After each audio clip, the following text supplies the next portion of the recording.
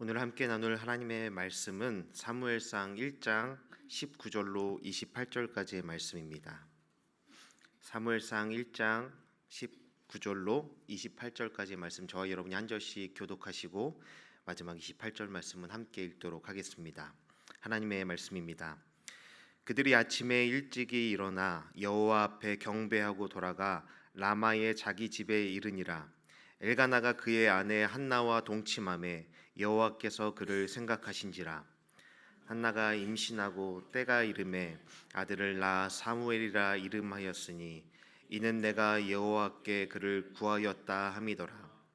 그 사람 엘가나와 그의 온 집이 여호와께 매년제와 서원제를 드리러 올라갈 때에 오직 한나는 올라가지 아니하고 그의 남편에게 이르되 아이를 젖대거든 내가 그를 데리고 가서 여호와 앞에 뵙게 하고 거기에 영원히 있게 하리이다 하니, 그의 남편 엘가나가 그에게 이르되 그대의 소견에 좋은 대로 하여 그를 젖대기까지 기다리라. 오직 여호와께서 그의 말씀대로 이루시기를 원하노라 하니라. 이에 그 여자가 그의 아들을 양육하며 그가 젖대기까지 기다리다가 젖을 뗀 후에 그를 데리고 올라갈새 수소 3마리와 밀가루 1에바와 포도주 1가죽부대를 가지고 실로 여호와의 집에 나아갔는데 아이가 어리더라. 그들이 수소를 잡고 아이를 데리고 엘리에게 가서 한나가 이르되 내 주여 당신의 사심으로 맹세하나이다. 나는 여기서 내 주 당신 곁에 서서 여호와께 기도하던 여자라. 이 아이를 위하여 내가 기도하였더니 내가 구하여 기도한 바를 여호와께서 내게 허락하신지라. 그러므로 나도 그를 여호와께 드리되 그의 평생을 여호와께 드리니다 하고 그가 거기서 여호와께 경배하니라. 아멘. 네, 여러분 이 자리에서 뵙게 되어서 참 다행이죠.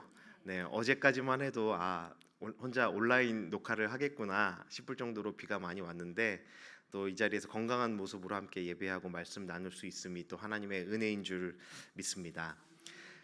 성경에는 여러 가지 장르가 있습니다. 하나님께서 인간 저자를 통해서 성경을 기록하실 때 그 인간 저자의 성향과 또 그 당시의 상황과 여러 가지 문체를 통해서 성경을 기록하게 하셨습니다. 그래서 성경을 읽을 때 그 장르에 따라서 성경을 읽는 올바른 방법들이 있습니다. 오늘 본문과 같은 이야기 형식, 그 드라마와 같이 어떤 사건이 이어지고 등장인물들이 이렇게 나오는 이런 이야기 형식의 글들은 사건의 배경 지식과 또 등장인물들의 감정과 모습들을 카메라 앵글을 돌리듯이 살펴보면서 읽어가면 더 깊고 풍성하게 본문의 의미를 이해할 수 있습니다. 그렇게 본문을 읽고 묵상하면은 오늘 본문도 그런 시각으로 이 본문을 읽게 되면은 이 본문을 대하는 태도가 조금 달라지게 될 것 같습니다. 이 오늘 본문은 무덤덤하게 한나가 응답받은 사건과 하나님께 서원했던 대로 아들 사무엘을 하나님의 전에 데리고 와서 하나님께 드리는 내용이 기록되어 있습니다. 여러분 이 사실만을 놓고 이 본문의 메시지로 한나가 대단하구나 하고 이 본문을 넘어간다라면 그렇게 큰 의미로 이 본문이 다가오지는 않을 겁니다. 한나가 하나님께 서원했던 기도를 이행하며 하나님께서 주신 아들 사무엘을 나시린으로 드리고 있습니다. 오늘 본문의 전문맥에서 한나는 자신의 인생에 하나님의 없음을 절망하면서 하나님이 자신을 기억하시고 함께해 주시기를 간절하게 기도했지요. 그리고 제사장 엘리의 말을 통해서 하나님께서 자신을 기억해 주시고 함께 하신다라는 응답을 받고 믿음으로 평안히 집으로 돌아간다라는 내용으로 이 전문맥이 끝나게 됩니다. 그리고 얼마 후 그 기도의 응답으로 하나님께서 한나를 기억하셔서 임신하게 하셨고 드디어 아들을 출산하게 하셨습니다. 그 아들이 바로 오늘 본문에 등장하는 사무엘입니다. 이 사무엘이란 이름의 뜻이 오늘 본문에 기록되어 있는 것처럼 하나님께 구하여 얻은 아들이라는 의미입니다. 그런데 오늘 한나는, 이 여인은 그렇게 기다리고 간절히 원했던 아들을 하나님께 드리고 있다라는 거예요. 하지만 그 과정이 그렇게 매끄럽지가 않습니다. 오늘 이 개역개정 성경으로 쭉 읽고 내려가면 굉장히 매끄럽고 단호하고 깔끔하게 일들이 진행되는 것 같은데, 이 짧은 본문 곳곳에 한나의 망설임과 주저하는 마음들, 그 여인의 감정들이 드러나고 느껴집니다.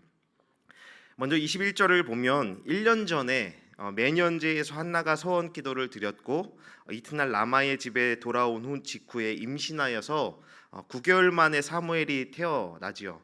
그렇게 따지면 이 본문의 21절에 언급된 매년제 때의 이 당시의 사무엘은 생후 석 달이 되지 않은 영아였을 겁니다. 그래서 실로에서 어머니 없이 살아가기에 너무 어리다고 판단한 한나는 사무엘을 하나님께 드린 것을 잠시 보류하여서 아이가 젖을 떼고 나면 하나님께 그를 바치겠다라고 말합니다. 22절에서 이 한나가 말하는 아이가 영원히 여호와 앞 즉 성전에 있을 것이다라고 말하는 이 한나의 말은 젖을 먹이기 위해 사무엘을 자기 곁에 두는 기간은 짧지만 잠시뿐이지만 영원에 비해서 잠시뿐이다라는 것을 통해서 자기가 이 사무엘 아들을 조금 더 데리고 있고 싶다라는 마음을 우회적으로 드러내기 위함 같습니다. 이렇게 한나는 사무엘이 젖을 뗄 때까지 서원 이행을 보류하는 겁니다. 이런 한나의 행위는 여러분 충분히 이해하실 수 있을 겁니다. 어렵게 얻은 이 아들, 이 피덩이와 같은 아이를 내어주도록 어머니의 모종이 그렇게 쉽게 허락하지 못했을 것이기 때문이죠. 또한 21절에 서원제에 대한 언급을 신중하게 생각해 보아야 합니다. 본문에서 이 서원제를 말할 때 한나의 서원제라고 말하지 않고 그의 서원제, 즉 그 한나의 남편인 엘가나와도 이 서원제가 관련이 있다라고 얘기를 합니다. 엘가나의 서원이 따로 있었는지 또 엘가나의 서원의 내용이 무엇인지는 정확하게 알 수 없지만 이 서원한다라는 것, 하나님께 무엇인가를 약속한다라는 것이 경건한 신앙을 전제로 한다라는 점은 한나처럼 엘가나도 삶의 문제에 믿음으로 반응하는 사람이었다라는 것을 암시합니다. 그리고 이 서원제라는 말이 비록 한나의 서원이라고 분명하게 가리키지는 않지만 사실 이 서원이라는 이 내용을 우리가 쭉 이 문맥을 읽고 가다 보면 당연히 한나의 서원이겠구나 하고 우리는 짐작해서 연상하게 된다는 것을 우리는 이 본문을 통해서 알 수 있습니다. 히브리어 원문으로 보면 오직 한나는 올라가지 않고라는 이 22절의 이 구절이 그 서원제라는 구절 바로 다음에 연결이 되고 있습니다. 한나가 나는 그 서원제에 잠시 올라가지 않겠습니다 라고 말한 뒤에 바로 22절에 한나는 그 서원제에 올라가지 않았다라는 식으로 한나가 실로에 올라가지 않으려는 이유가 서원 이행을 미루려는 것이라는 합리적인 의심을 하게 만든다라는 것이죠.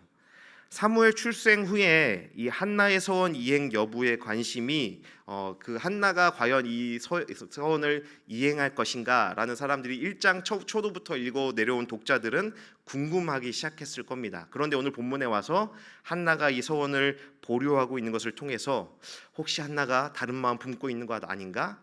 한나가 변심하여서 서원 이행을 꺼려하는 것 아닌가라는 합리적인 의심을 하게 된다라는 것입니다.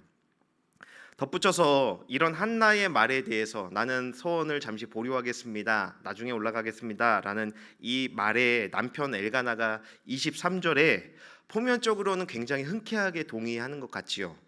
그 표현 자체는 한나의 제안이 불신앙의 발로 아닌가 하는 의심을 품게 하는, 뭔가가 이렇게 그 남편이 뼈를 때리는 듯한 말에 뼈가 있네라는 그 느낌을 받게 되는 말입니다. 그의 소견에 좋은 대로 행하라라고 남편이 먼저 말합니다. 그런데 여러분, 이 한나가 말하고 있는, 대화하고 있는 이 사무엘서가 기록되고 있는 시대적 상황이 사사기라는 것을 우리는 기억해야 합니다. 이 사사 시대의 상황에 그대의 소견에 옳은 대로 행하라라는 이 말은 조금 불편하지요. 사사 시대 말에 이스라엘의 타락과 심판은 사람들이 각기 자기의 소견에 옳은 대로 행한 것 때문이었다라는 것을 이 시대적 상황 안에서 우리는 읽을 수 있기 때문입니다. 그런데 여인을 향해서, 자신의 아내를 향해서 그대의 소견에 옳은 대로 행하라라는 말을 하고 있죠. 그리고 엘가나는 덧붙여서 말하기를 여호와께서 그 말씀을 이루어 주시기 원한다라는 말을 합니다. 여호와의 말씀은 분명 사람들의 소견과 대치되는 개념입니다. 즉 엘가나가 하고자 하는 말을 제가 조금 더 각색해서 조금 더 쉽게 이해해서 풀어서 말한다면 이런 말이 될 것 같습니다. 당신의 소견에 옳은 대로 아이가 젖을 뗄 때까지 집에 머무르시오. 그러나 오직 여호와의 말씀은 성취될 것이요 라는 말인 겁니다. 그대가 원하는 대로 잠시 보류해도 좋습니다. 하지만 망설이지 마시오. 하나님의 말씀은 성취될 것입니다. 라는 식으로 이 한나의 마음이 혹여라도 흔들리고 그 서원 이행을 하지 않으려는 마음에 대해서 다시 한번 쐐기를 박는 듯한 남편의 말이 느껴지는 것이죠. 그리고 오늘 본문을 여러 번 읽고 묵상하면서 제 마음에 가장 어려웠던, 제 마음을 가장 강하게 때렸던 단어가 있습니다. 바로 아이라는 표현입니다. 여러분, 이 단어 하나만 제대로 이해하고 이 본문에서 이 아이라는 단어가 어떤 의미인지만 이해해도 오늘 본문은 전혀 다른 의미로 전개되고 우리에게 다가오게 될 겁니다. 본문에 기록되고 있는 아이는 어떤 아이라고 본문은 이야기하고 있습니까? 여러 번 반복해서 말하는 것은 젖된 아이, 젖을 떼기까지 기다리는 아이, 젖된 아이라고 말하고 있습니다. 한나가 사무엘이 젖을 뗄 때까지 키웠다라고 말하죠. 이집트의 아니의 교훈집이라는 고대 문서나 아니면 마카비서라는 고대 근동의 문서에 따르면 당시의 사람들은 대략 3살 정도, 많으면 4살 정도의 젖을 뗐다고 합니다.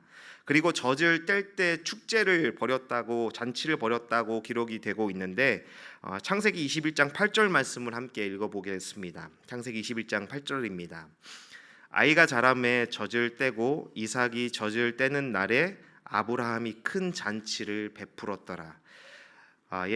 이삭도 이삭이 젖을 뗄 때 아브라함이 큰 잔치를 벌였다라고 기록이 되고 있습니다. 즉 3세에서 4세 정도의 당시의 사람들은 아기의 젖을 떼고 그 아이가 그때까지 살아남은 것을 기뻐하면서 잔치를 벌였다라는 겁니다. 그러므로 한나가 사무엘을 엘리에게 데려간 나이는 대략 우리나라 나이로 생각해 보면 3세에서 4세 정도인 것으로 생각할 수 있지요.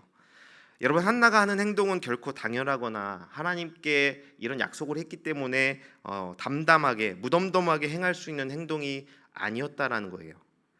저는 이 본문을 읽으면서 너무 힘들었고 마음이 어려웠습니다. 저희 2 아들이 있는데 한나가 그렇기 때문에 이 한나가 보통이 아니구나, 이 여자가 정신이 제대로 박힌 여잔가라는 생각이 들 정도로 이 보통이 아니구나라는 생각을 하게 되었습니다. 만약에 하나님께서 제 아들을 성전에 여기 높은 데 덕소교회에 두고 일주일에 한 번만 보러 와라, 저는 물론 매일 출근하긴 하지만 집에서 보는 게 아니고 이 성전 안에서만 아들을 두고 보아라라고 말씀하신다면 어땠을까라는 상상의 나래를 펼치기 시작했습니다. 여러분도 한번 상상해 보시면 좋겠어요. 한나가 하는 행동처럼 이렇게 은혁이나 찬혁이를 두고 온다, 일주일에 한 번 올 때마다 아니면 1년에 한 번 올 때마다 교회에 올 때만 아들을 만날 수 있다, 이 의미를 한번 상상해 보았습니다. 부끄러운 고백이지만 만약 하나님께서 저에게 이런 말씀을 하신다면, 아니 하시려고 운만 띄신다면 저는 그렇지 못하겠습니다 하면서 막 제기를 거리고 막 도망칠 거다라는 확신이 들었습니다. 자신이 없더라고요. 여러분, 젖된 아이라는 이 단어 하나에는 참 많은 의미가 내포되어 있지요. 많은 참 크고 깊은 사랑과 행복이 담겨 있는 언어가 바로 젖된 아이라는 말인 거예요. 제가 아들들에게 자주 하는 말이 있습니다. 이제 큰 아이가 10살이 넘어가면서 조금 저를 짜증을 내면서 좀 싫어하는 말인데, 조금 천천히 커줘라는 말을 자주 했습니다.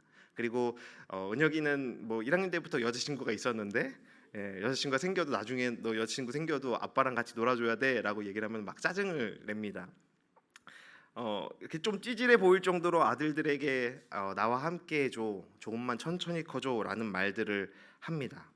그렇게 천천히 커달라고 말하고 한 번이라도 더 안아주고 싶고 한순간이라도 더 함께 하고 싶은 그때가 바로 젖된 아이의 시간인 것이죠.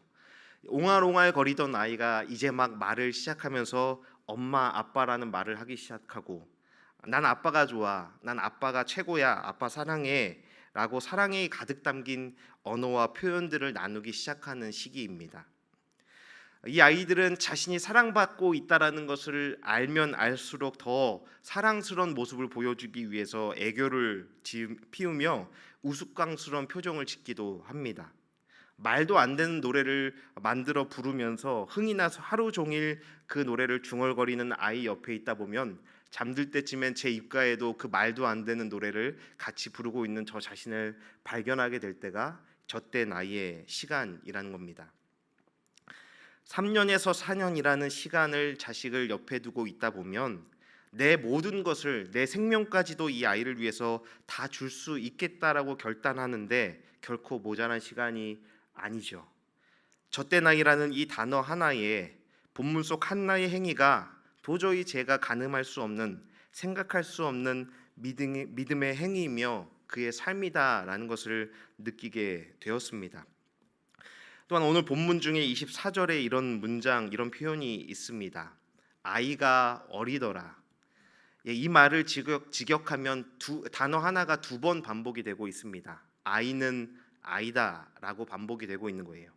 사무엘이 너무 어린 아이였다라는 것을 강조하기 위해서 아이라는 뜻의 그 명사인 나아르가 두 번이나 반복이 되고 있습니다. 아이인데 진짜 아이였다.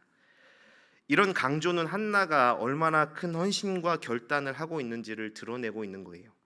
아직 3, 4살 정도밖에 되지 않아서 말도 제대로 하지 못하고 엄마와 떨어지기에는 너무 어린 아들을 하나님께 약속한 대로 하나님의 전에 영원히 바치기 위해서 지금 한나는 이 사무엘의 손을 잡고 그를 안고 성전으로 나아왔다라는 겁니다.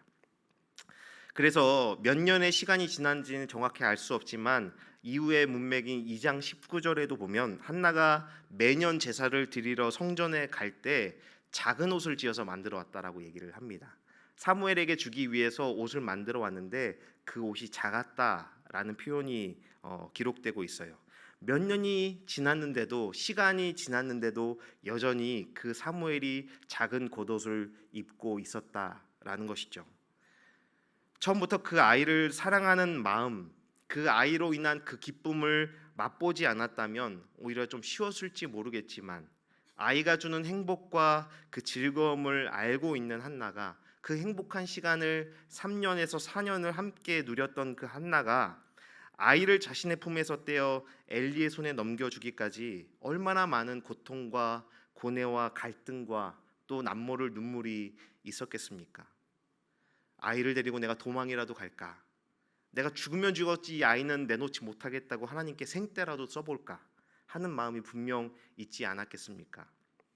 과연 그 아이가 제사장의 집에서 성전에서 혼자 잘 지낼 수 있을런지, 나처럼 엄마처럼 그렇게 잘 돌봐줄 사람도 없을 텐데 편식은 하지 않을런지, 나중에 사무엘이 성장하면서 자신을 부모를 원망하면서 상처를 가진 사람으로 성장하게 되지는 않을런지 당연히 고민하고 생각하지 않았겠습니까?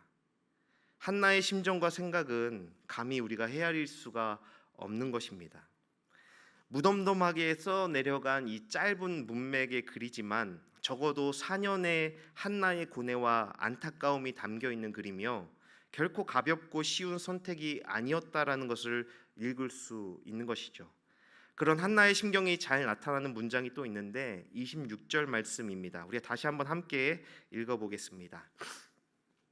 한나가 이르되 내 주여 당신의 사심으로 맹세하나이다.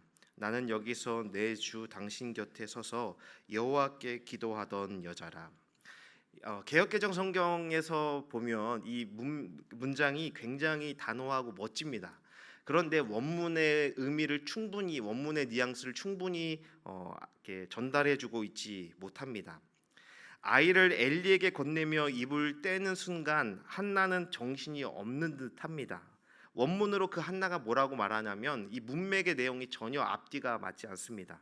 그러니까 내 주여 당신의 사심으로 내 주여라고 제가 말을 더듬어서 이렇게 내 주여라는 말을 하는 것이 아니라 문맥의 앞뒤가 맞지 않는 겁니다. 자기가 지금 하는 행동들 하나님께 서운했기 때문에 사무엘을 데리고 왔지만 정신은 마음은 엄마의 마음은 이 감정들을 추스릴 수가 없는 것이죠. 그러니까라고 어렵게 말을 뗐지만 내 주여 당신의 사심으로 내 주여라고 말하면서 그 엄마의 마음을 이렇게 어떻게 가늠할 줄 모르는 그 안타까운 어머니의 심정이 느껴지고 있는 겁니다. 한나는 하나님의 살아계심과 자신의 전날의 한숨이 변하여 찬양과 기도로 변화시키신 그 하나님을 믿으며 믿음의 반응을 보이고 있어요. 그리고 한나의 믿음을 잘 볼 수 있는 것이 바로 다음 구절에 이어지는 한나의 노래라고 알려진 2장의 표현들이 그 절정이죠. 한나는 분명 믿음의 행위를 하고 있고 하나님께 약속한 서원을 이행하고 있습니다. 하지만 그 서원을 지켜내는 그 과정이 결코 쉽지 않았다는 겁니다. 무덤덤하게 믿음의 행위를 하고 있는 것이 아니라는 거예요. 사랑하는 여러분, 이 말씀을 통해 하나님은 그리고 사무엘서의 저자는 우리에게 어떤 메시지를 주고자 이 말씀을 들려주고 있는 것이겠습니까? 너희도 사무엘을 내놔라. 너희도 너희의 자녀를 내놔라. 귀한 것을 바쳐라 라는 식으로 말하고 있는 것이겠습니까? 당시의 상황은 사사 시대였다라고 말씀을 드렸죠. 사사기 마지막에 기록된 것처럼 세상 모든 사람들이 하나님 없이 각기 자기의 소견에 옳은 대로 하고 싶은 대로 살아가던 영적 암흑의 시대였습니다. 도저히 소망이 남아있지 않고 하나님의 언약 백성의 정체성과 모습이 모두 깨어져 버린 이스라엘의 모습은 기대할 만한 것이 전혀 없는 영적 암흑의 시대, 그런 상황이었다라는 겁니다. 그런 상황 가운데 한 여인만은 하나님 앞에 그 자신의 서원을 지켜 하나님과의 약속을 이행하는 것이 어떤 의미였겠냐라는 거예요. 사사기에 뚜렷하게 나타나는 반복되는 패턴이 있습니다. 화면을 보시면은 쉽게 이해하실 수 있는데, 타락과 징계, 이스라엘 백성들이 타락을 하면 하나님이 이방 민족들을 통해 징계하시고 심판을 하시죠. 그러면 이스라엘 백성들이 부르짖습니다. 그럼 하나님이 그 부르짖음에 응답하셔서 사사를 통해서 구원 행위를 이루십니다. 그리고 평안의 시기가 오고 나면 또다시 이스라엘은 타락하게 되는 이 반복되는 패턴이 사사기 안에서 계속해서 반복이 되고 있고, 이 패턴이 더 넓게 보면 구약 이스라엘 역사 가운데 동일하게 반복이 되고 있습니다. 바로 이 패턴이 하나님 앞에 신실하지 못한 자신들의 필요에 따라 하나님을 찾고 구하고 필요할 때는 하나님을 이용하지만 자신들의 필요가 충족이 되고 나면 하나님과의 약속을 저버리는 그런 신앙의 태도 때문에 기인한 문제였다라는 겁니다. 하나님과의 했던 약속을 지키는 것보다 세상에서 누릴 수 있는 유익, 내가 취하고 누릴 수 있는 이익이 더 크게 보이기 때문에 하나님과의 약속을 지키지 않으려는 그 노력을 하지 않는 것 아니겠습니까? 아니면 하나님과의 약속을 지키며 살아가려 할 때 이 세상에서 느끼는 두려움이 크기 때문에 적당히 타협하며 그 서원과 약속을 뭉개며 살아가고 있는 신앙인의 모습들이 그런 모습이지 않겠습니까? 제가 오래전에 읽었던 필립 얀시의 책 중에 참 자극적인 제목의 책이 있습니다. 하나님 당신께 실망했습니다 라는 책이었습니다. 그렇게 어렵지 않은 그냥 한 번에 쭉 읽을 수 있는 내용이었는데 읽다 보니 참 공감되는 이야기들이 많았습니다. 그런데 그 책 내용 중에 제 신앙의 여정에서 지워지지 않는 한 문장이 있습니다. 그 문장이 바로 구약에 숨겨진 신학적 주제가 있다. 그것은 하나님의 외로움이다 라는 문장이었습니다. 이 글을 읽을 때만 해도 도대체 이게 무슨 내용이야, 왜 이렇게 불경한 말을 하는 거야 라고 책을 읽어 내려갔지만 읽다 보니 정말 맞구나. 언제나 우리는 하나님을 배반하고 하나님은 언제나 변하지 않는 신실하신 분이셨는데 우리는 나는 내 필요에 따라 하나님을 적당하게 뭉개며 내 삶에서 무시하기도 하고 잠시 내 삶에서 비켜나시라고 밀어내기도 하고 하나님과의 약속을 그렇게 너무나 쉽게 어기며 살아가고 있는 그런 저의 모습들을 직면하게 되었습니다. 하나님께서 인간과 언약을 맺으시는 순간부터 지금까지 그 언약은 항상 인간들이 파기했습니다. 하나님께서는 홀로 그 언약과 약속을 신실하게 지켜내고 계시고 그분의 사랑과 열심 때문에 그 언약이 여전히 유효한 것입니다. 하나님께서는 그 언약을 확정하시기 위해서 도저히 인간으로서는 우리 편에서는 도저히 어떤 방법도 남아있지 않기에 그 최종적인 언약의 증표로서 예수 그리스도의 십자가를 통해서 사랑의 확증을 하셨고 도저히 깨어질 수 없는 사랑의 언약을 맺어 주신 것입니다. 하나님의 백성이라 말하는 사람들이 항상 언약을 파기하였고 하나님을 떠나고 버렸습니다. 하나님은 언약을 떠나 자기 파멸의 길로 가는 당신의 자녀들을 돌이키기 위해 징계를 내리기도 하시고 시험을 주시기도 하시고 이방 민족들을 통해 사랑의 매를 드시기도 하셨습니다. 하지만 인류는 그분의 품을 떠나 자기 소견에 옳은 대로 행하며 살아갑니다. 그런 삶의 결론은 영원한 죽음과 파멸뿐인 것이죠. 한나가 살아가던 시대가 바로 하나님의 외로움이 가장 크고 그분의 마음을 안타깝게 했던 시기였다라는 겁니다. 바로 그 시대 가운데 한나는 끝까지 하나님 앞에 했던 자신의 약속을 지켜내고 있다라는 거예요. 4년 동안 고민하였고 아파하였고 자기 삶의 소원이었고 소망이었던 아들을 그 하나님과의 약속을 지키기 위해 포기하며 주님 앞에 내려놓고 있다라는 겁니다. 영적 암흑의 시대에 소망이 끊어진 온 인류의 역사 가운데 한 여인이 하나님 앞에 약속했던 것을 신실하게 살아내므로 하나님의 은혜의 빛이 완전한 어둠에 가려지지 않았다라는 겁니다. 그 여인이 하나님 앞에 지켰던 하나의 약속을 통해 이스라엘의 왕이 세워지게 되었고 사무엘을 통해 다윗 왕을 통해 그리고 예수 그리스도께서 이 땅에 오시게 되었다라는 겁니다. 한나는 하나님이 자신에게 보이셨던 신실함과 자신을 기억하시고 돌아보신 그 성품을 따라 자신 또한 하나님 앞에 신실한 삶을 살아낸 것입니다. 조건과 상황에 따라 하나님 앞에 태도를 돌변하는 신앙인이 아니라 끝까지 하나님 앞에 결단하고 다짐했던 것을 살아내고 있다라는 거예요. 모두 자기의 소견대로 행하던 세상 속에서 하나님과의 약속을 지켜내기 위해 자신의 가장 소중한 자신의 삶의 전부를 하나님께 내려놓고 있습니다. 여러분, 이것이 너무나 높은 신앙의 수준이겠습니까? 우리가 도저히 도달할 수 없는 경지일까요? 그렇지 않다라는 겁니다. 하나님은 내가 나를 아는 것보다 우리 자신을 더 잘 아시는 분입니다. 내가 할 수 없는 것을 더 잘 알고 계시고 그것을 충분히 이해해 주시는 분이에요. 하나님은 제게 억지로 은혁이와 찬혁이를 너희 아들을 내게 바쳐라라고 강제로 명령하시는 분이 아닙니다. 제가 하나님의 종으로 평생을 살겠다고 목사가 되었지만 결코 제가 원하지 않는데 억지로 선교지로 오지로 저를 떠미는 분이 아니라는 겁니다. 하나님은 우리에게 온전함을 원하실 분이지 완전하라고 요구하시는 분이 아닙니다. 사랑하는 성도 여러분, 여러분의 삶 속에서 하나님 앞에 지켜내야 하는 약속이 무엇인지 이 말씀 앞에 돌아보셨으면 좋겠어요. 뜨거웠던 한순간의 약속과 소원이 아니라 내 필요에 따라서 하나님께 구했던 나의 필요가 아니라 하나님 앞에 내가 신실함과 내가 회복해야 할 그 온전함이 무엇인지를 하나님 앞에 여러분 자신을 돌아보셔야 한다는 겁니다. 내가 하고 싶은 대로 행하며 살아가는 태도가 아니라 나의 것을 내려놓으며 포기하며 하나님 앞에 지켜내야 하는 약속, 그 삶의 자리가 무엇인지 우리의 신앙의 모습들, 그 여정들을 다시 돌아보아야 하는 거예요.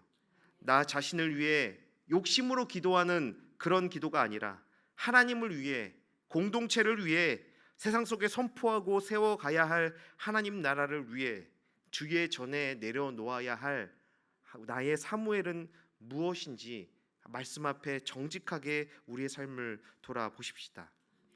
그 약속을 지켜내는 것이 바로 하나님을 경외하는 것입니다. 하나님 앞에 서원했고 결단했던 것을 살아내는 것이 바로 하나님을 경외하는 삶인 거예요. 하나님의 말씀을 듣고 공동체로 모여 함께 예배하고 하나님 앞에 간절히 기도하며 결단하였던 것을 우리의 삶으로 신실하게 살아내는 것, 그것이 하나님을 경외하는 신앙의 모습인 것입니다. 하나님은 우리의 사무엘을 바라시는 것이 아니라 사무엘을 통해 하나님 앞에 신실하고 진실한 하나님의 동역자, 예배자, 그리고 아바의 자녀로 살아가는 우리의 믿음을 바라시는 것입니다. 하나님께 우리가 아무리 가장 귀한 사무엘을 드린다 하여도 그것이 하나님께 귀한 것이 될 수 있겠습니까? 하나님께서 나의 사무엘 하나를 더 취하신다 한들 하나님의 형편이 살림이 조금 더 나아지시겠습니까? 우리의 사무엘 아무리 가장 귀한 것을 하나님께 드린다 하여도 그것은 하나님께 그렇게 큰 의미가 아닌 거예요. 하나님의 영광에 비하면 나의 가장 귀한 것을 드린다 하여도 그것은 먼지와 같은 것일 뿐입니다. 아이에게 소중한 막대사탕 하나를 부모에게 준다 하여도, 아이에게 소중한 장난감 하나를 부모가 가져가는 것이 어떤 만족과 기쁨을 누릴 수 있겠습니까? 하나님은 그 어떤 것도 우리에게서 강제로 탈취해 가시는 분이 아니라는 거예요. 우리의 것을 억지로 빼앗아서 당신의 주머니에 우겨 넣는 것을 즐기시는 분이 아니라는 겁니다. 나의 젊음, 나의 열정, 내 재정과 내 시간 그 어떤 것도 억지로 내놓으라고 협박하시는 분이 아닙니다. 내가 포기하고 내려놓고 슬퍼하는 모습을 바라보면서 흐뭇하게 미소를 짓는 괴물 같은 하나님이 아니라는 겁니다. 다만 우리 하늘 아버지께서 이런 말씀을 하시는 것은 하나님 앞에 지켜내는 신실함과 그 변하지 않는 태도를 통해 과연 나를 신뢰하는 삶, 하나님을 신뢰하는 삶을 한번 살아보라고 말씀하시는 거예요. 내가 다 잃어도 하나님이 책임져 주시고, 내가 다 내려놓고 내 인생이 끝난 것 같은 때에도 하나님 신뢰하며 살아가는 그 삶에 채워주시는 하나님의 역사를 경험해 보라고 우리를 그 삶 가운데 초청해 주신 겁니다. 하나님께서 언제나 내 삶에 동행하고 계시다라는 것을 한번 너가 경험해 봤으면 좋겠다라고 우리의 삶을 그 믿음 가운데 초청하고 있다라는 거예요. 어려움과 곤란한 상황만을 넘어가기 위해서 눈앞에 있는 급급한 수단 삼는 믿음이 아니라 그 어떤 상황과 어려움 속에서도 결코 흔들리지 않고 절망하지 않을 수 있는 확신과 담대함을 주시기 위해서 한번 살아내보자 라고 우리를 초청하고 있다라는 겁니다. 사랑하는 여러분, 하나님께서 저와 여러분에게 보이신 그 신실하신 성품에 기대어 우리도 하나님 앞에 신실한 자로 살아가기를 바랍니다. 내 필요에 따라 지키지 않을 약속들을 허무하게 쏟아내는 신앙인들이 아니라 하나님 말씀을 붙잡고 결단하였던 그 삶을 이를 악물고 눈물을 흘리며 끝까지 살아낼 수 있는 저와 여러분이 되기를 축원합니다. 하나님과 동행하는 삶을 통해 소망을 부어주시고 채워주시는 하나님의 섭리와 계획을 발견하는 하나님의 신실한 친구 되기를 주님의 이름으로 축원합니다. 하나님 앞에 신실함을 지켜낸 그 삶을 통해 우리 삶에 임하는 영원한 하나님 나라의 소망과 기쁨을 날마다 만끽할 수 있는 저와 여러분의 가장 귀하고 복된 삶이 되기를 주님의 이름으로 축원합니다.